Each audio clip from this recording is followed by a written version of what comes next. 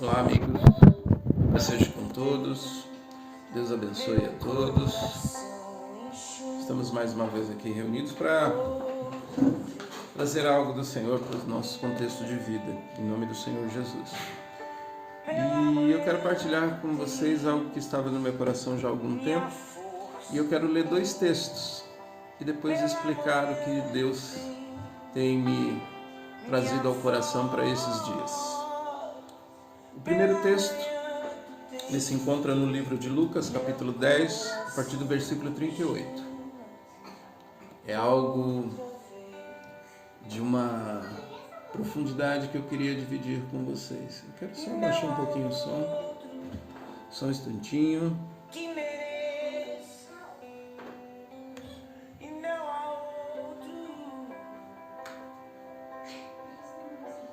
Só mais um minutinho.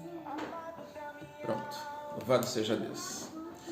Lucas, capítulo 10, versículo 38. Diz assim o texto.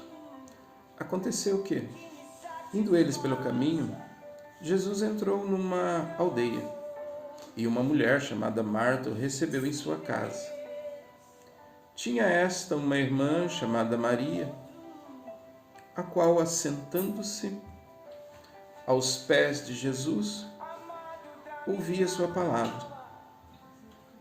Marta, porém, andava distraída em muitos serviços e, aproximando-se, disse: Senhor, não te importas que minha irmã me deixe servir só? Dize-lhe que me ajude. Jesus respondeu-lhe: Marta, Marta, andas preocupadas e afadigada com muitas coisas, mas uma só é necessária. Maria escolheu a boa parte, a qual não lhe será tirada.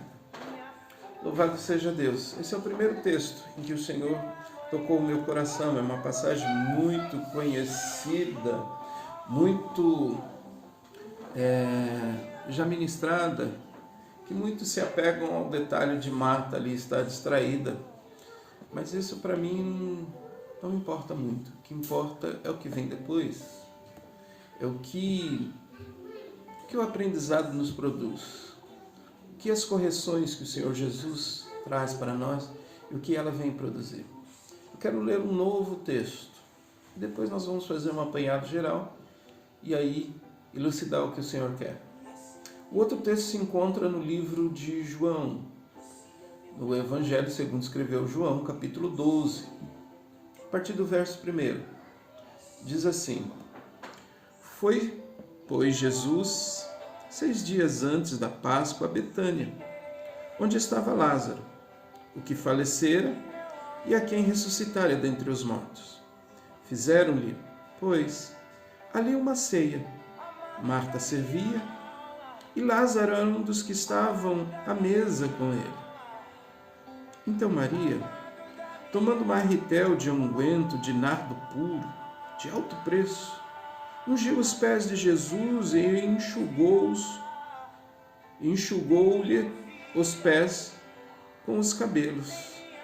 Encheu-se a casa do cheiro do unguento. Amém? Por aqui. Eu ia lhe dar uma continuidade, mas aí vai para a parte em que Judas vai questionar tudo isso. Isso, nesse momento, vamos deixar por aqui. O que existe de comum nesses 2 textos é que no meio deles, no meio de um acontecimento para o outro acontecimento, foi o acontecimento da ressurreição, da ressuscitação de Lázaro. O texto aqui já começa dizendo isso, aquele que falecera e Jesus o ressuscitara. No meio está isso. Mas eu quero trazer para a reflexão nossa algo que Jesus vai dizer lá em Mateus, no capítulo 11.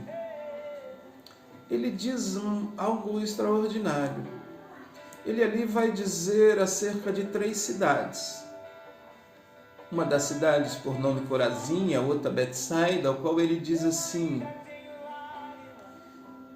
se em Tiro e Sidom fosse operados sinais e prodígio que em vocês foram operados, eles se converteriam com panos de sacos e cinza. E eu vos digo que haverá menos rigor para Tiro e Sidom no dia do juízo do que para vocês. E ele também diz a uma outra cidade por nome Cafarnaum. Ele diz algo assim: Cafarnaum, que te ergue até os céus, serás abatida até os infernos. Porque se em Sodoma, melhor dizendo, fosse operado tais sinais, como em ti se operou, eles teriam se convertido. Haverá menos rigor para Sodoma no dia do juízo do que para vós. O que eu aprendo com isso? Que sinais e prodígios são manifestações de Deus em nosso favor, mas para fluir dentro de nós conhecimento, crescimento. Nós temos algo na terra, e muitos dizem a seguinte coisa: eu prefiro deixar para os meus filhos um legado de conhecimento do que um legado de herança financeira. Porque coisas financeiras, bens, eles podem acabar por um infortúnio da vida, eles podem vir a acabar. Porém, o conhecimento, ele fica. E o que Jesus está aqui ministrar, que eles foram neles ali, nessas 3 cidades, operado tais coisas, para que eles desenvolvessem fé e conhecimento e se rendessem aos pés do Senhor e crescessem. Esse é o objetivo do céu. O objetivo do reino dos céus não é uma vida nossa aqui na terra de bens e grandes maravilhas, mas o objetivo é gerar em nós vida eterna. Se você vai ter recurso financeiro ou não, se você vai crescer, prosperar nessa terra, tudo isso é para o teu bem, para o bem maior que é a salvação de Deus. Em Romanos é dito que todas as coisas contribuem juntamente para o bem daqueles que amam a Deus, daqueles que são chamados pelo seu decreto. Há uma contribuição dos céus em favor dos santos para o crescimento, para que você possa enxergar.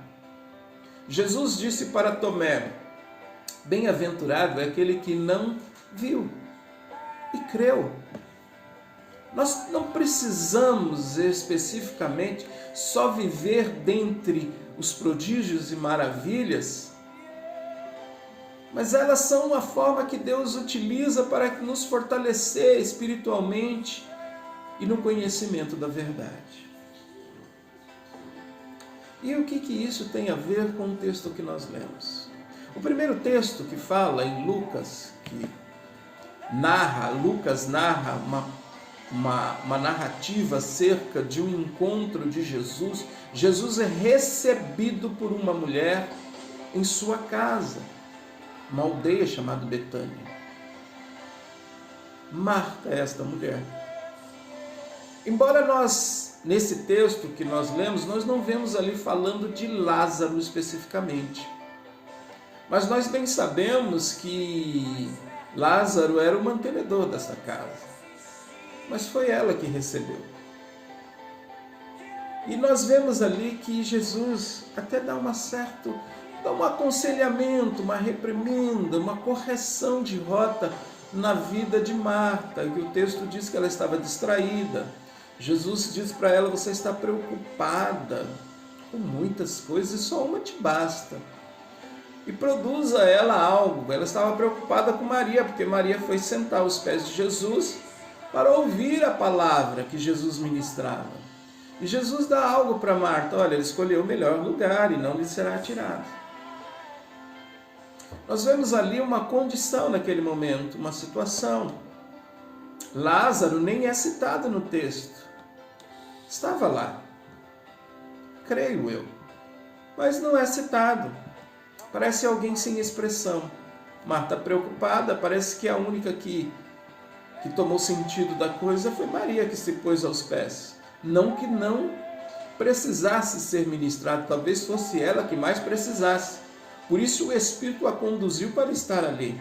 Talvez Marta fosse uma mulher, embora recebeu essa correção, mas mais preparada, com um sentido de fé mais firme. Foi ela que convidou, ela que abriu as portas, ela que introduziu Jesus dentro da sua casa, ela que atraiu ele para dentro de casa, ela que o recebeu.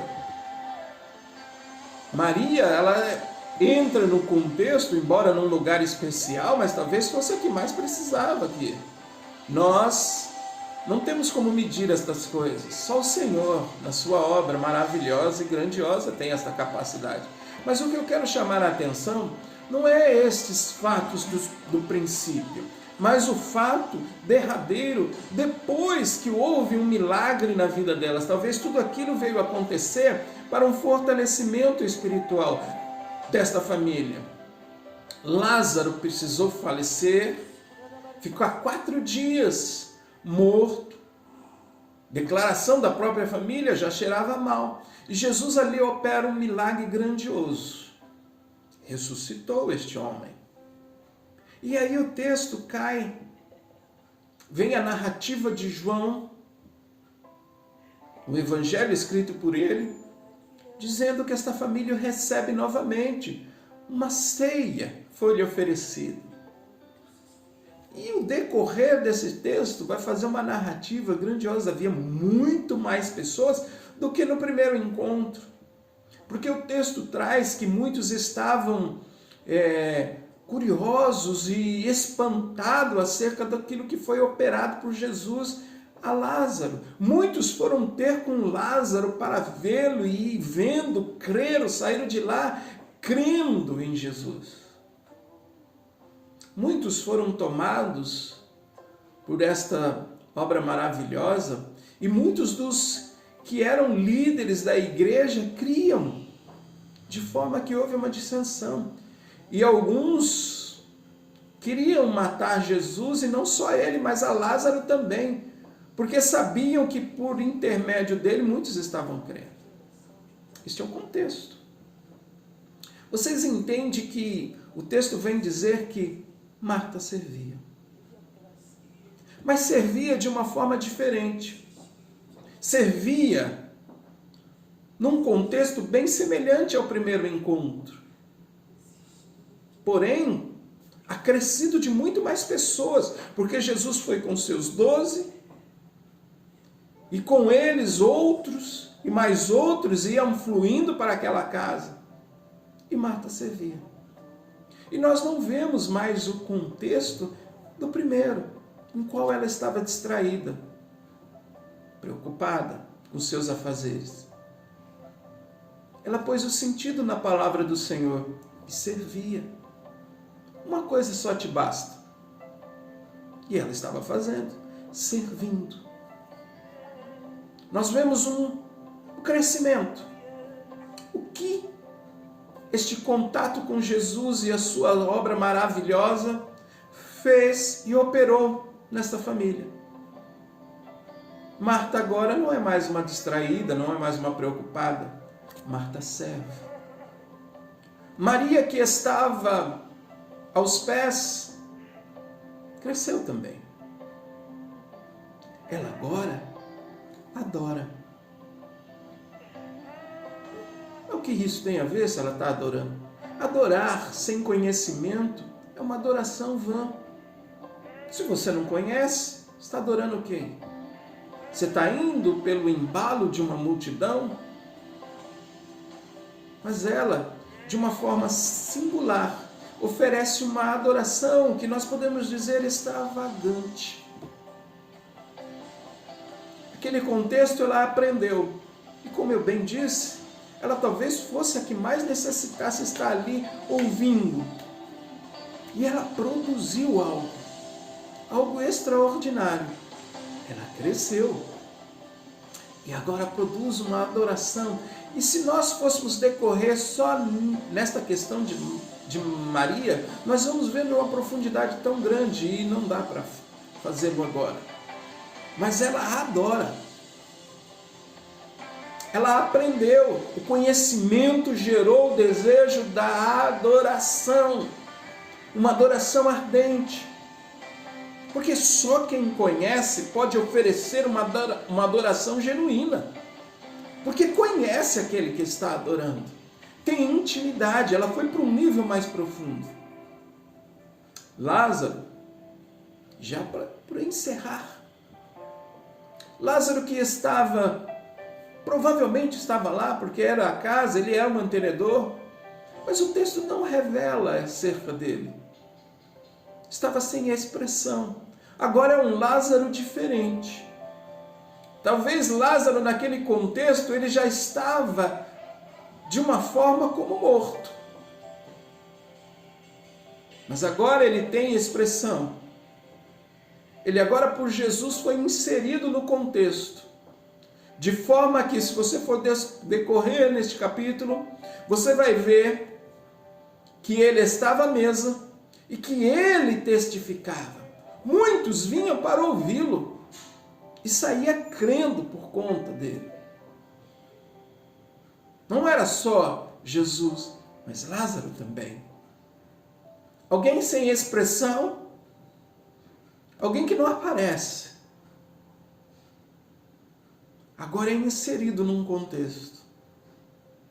E de tal maneira que se você vai ver nesse texto que os fariseus intentavam matá-lo também, mediante o que ele se tornou nas mãos de Jesus.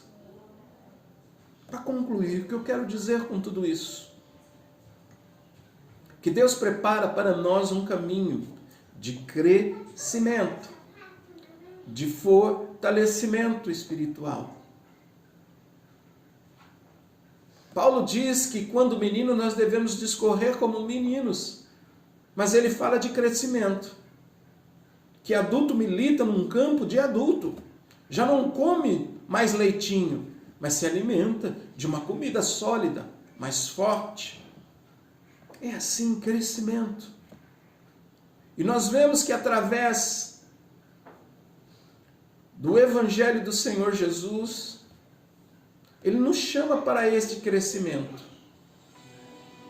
Ele nos atrai para este crescimento, e os sinais e prodígios, eles são para produzir em nós este crescimento e este fortalecimento espiritual, que nós precisamos como igreja, que nós estamos precisando nos dias de hoje.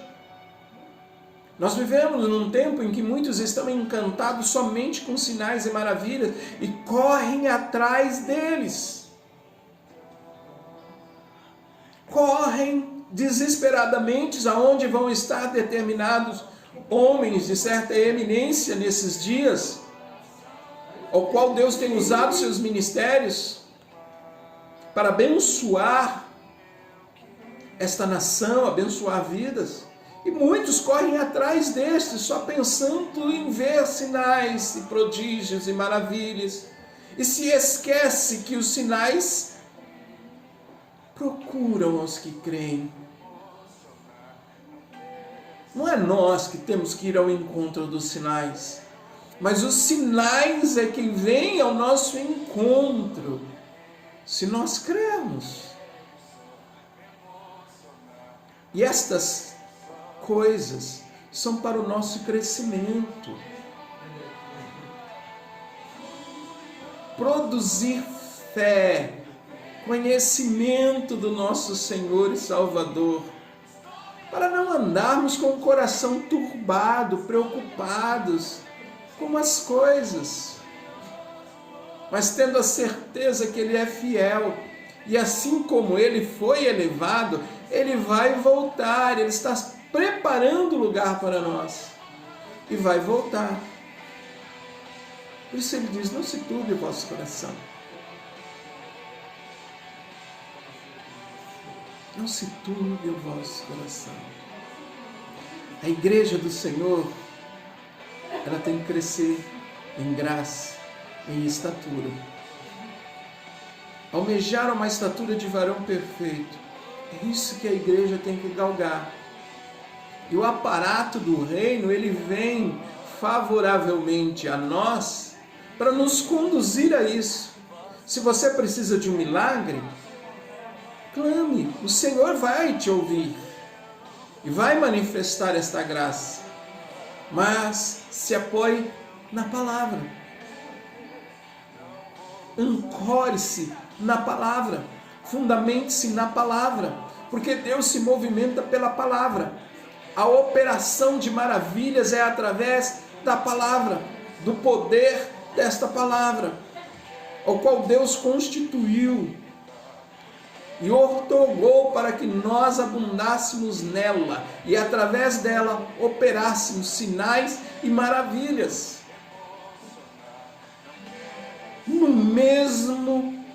Na mesma pegada de Jesus. Esta é a mensagem que o Senhor colocou no meu coração. Igreja, é tempo de crescer. É tempo de afluir em crescimento para a glória de Deus. Se você busca só sinais e maravilhas, você é a mais miserável dos homens. Porque todos os sinais e maravilhas pelos quais estão se operando através de muitas pessoas, quer seja por provisão, quer seja por cura, quer seja por libertação, por transformação familiar, não é capaz de gerar em você manifestação de salvação. O que traz salvação para as nossas vidas é Jesus Cristo genuíno. É a palavra de Deus que tem poder de nos salvar.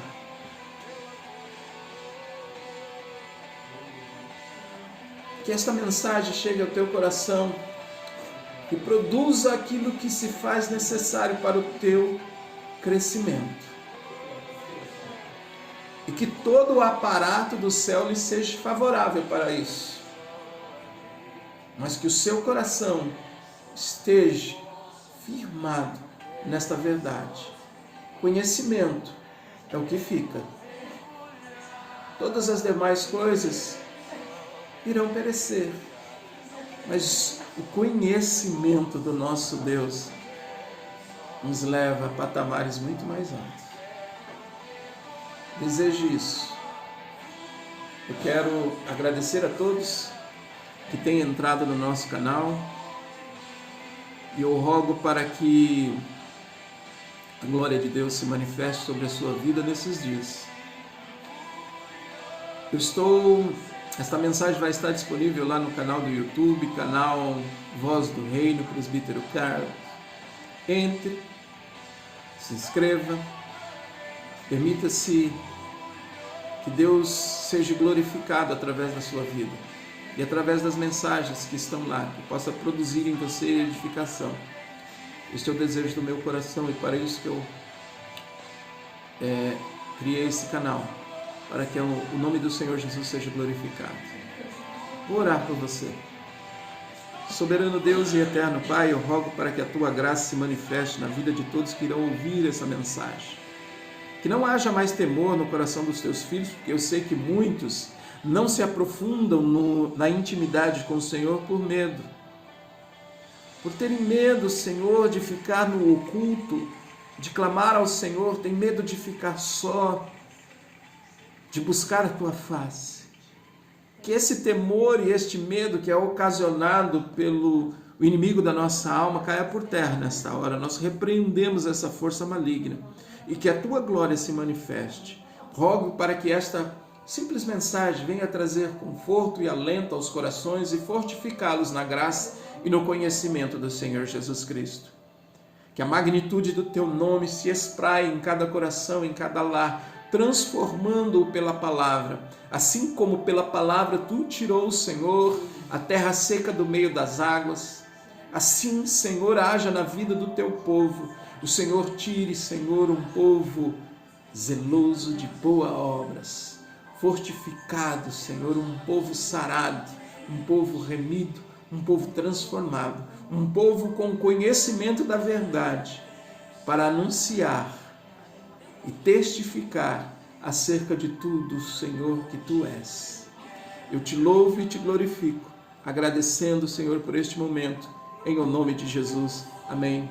Deus abençoe, que a paz do Senhor esteja convosco, que o grande amor do nosso Deus Pai, a graça do Senhor Jesus e as doces consolações do Espírito Santo estejam sobre todos vós. Louvado seja Deus. Amém. Graças a Deus. Até uma próxima. Deus abençoe.